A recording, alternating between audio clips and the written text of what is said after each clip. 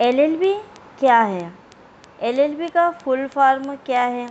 LLB के लिए अगर कक्षा 12वीं में है तो कौन सा विषय लिया जाए? एलएलबी के लिए तैयारी कैसे करें? क्या कर सकते हैं? और एलएलबी के बाद हर महीने आपको कितनी सैलरी मिल सकती है? इन्हीं सब विषयों पर आज हम चर्चा करने वाले हैं। मैं डॉक्टर इरशाद खानम, आप देख रहे हैं आपके यूट्यूब चैनल आई लॉ टॉक्स। एलएलबी क्या है?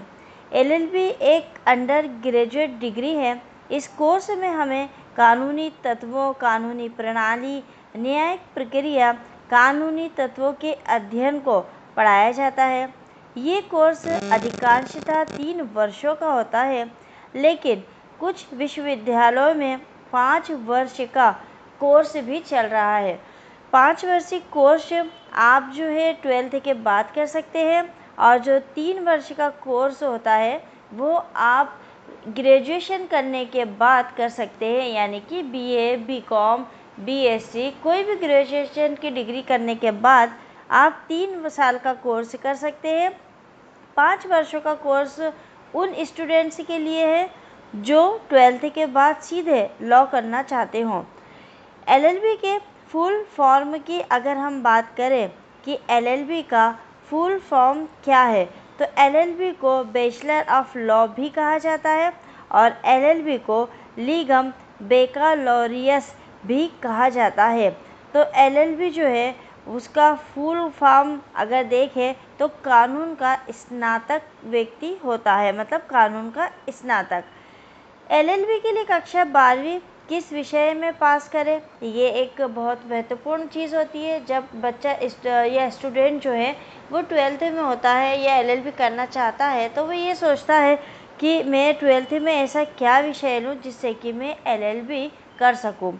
एलएलबी करने के लिए आप कक्षा 12वीं में कोई सा भी विषय चुनकर एलएलबी का कोर्स कर सकते हैं। किसी भी विषय का विद्यार्थी, चाहे वो आर्ट्स का हो, चाहे कॉमर्स का हो, चाहे बीकॉम का हो, वो एलएलबी कर सकता है।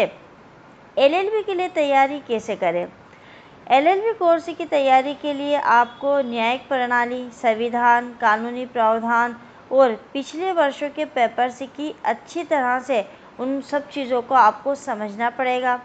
आपको न्यायिक प्रणाली के विभिन्न तत्वों, जैसे कि न्यायिक प्रक्रिया क्या होती है, कानूनी तत्वों के प्रमुख सिद्धांत कौन कौन से हैं, और मानवाधिकार में कौन कौन से अधिकार मानवों को प्राप्त हैं, उन सब के बारे में आपको अच्छी जानकारी होनी चाहिए।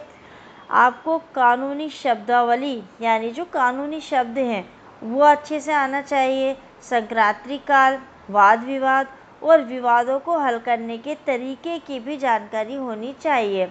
एक तो आपको लीगल लैंग्वेज का, लीगल जो वर्ड है उसका नॉलेज होना चाहिए। वाद विवाद करने का आप में तर्क होना चाहिए। आप वाद विवाद कर सकते हैं, क्योंकि कोर्ट में क्या होता है, कोर्ट में बयान और उसके बाद बहस। तो आप अपनी बातों को कैसे रख सकते हैं, आप कैसे वाद विवाद का पार्ट बन के अपने क्लाइंट को जिता सकते हैं, ये खूबी आप में होनी चाहिए, ये जानकारी आपको होनी चाहिए। एलएलबी कोर्स के अंत में, यानी जब आपने एलएलबी कोर्स कर लिया, उसके बाद आपको बार काउंसिल ऑफ इंडिया के द्वारा आयोजित की जाने वाली कानूनी परीक्षा बार एग्ज़ाम को पास करना होता है।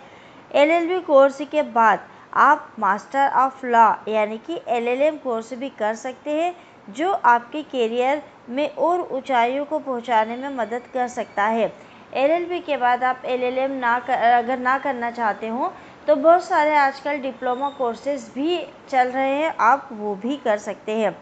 एलएलबी करने के बाद प्रति माह कितनी सैलरी हमको मिल सकती है, हम कितना कमा सकते हैं? एलएलबी करने के बाद आप हर महीने 20 से 60 हज़ार रुपये सैलरी पा सकते हैं, यानी कि आप कमा सकते हैं।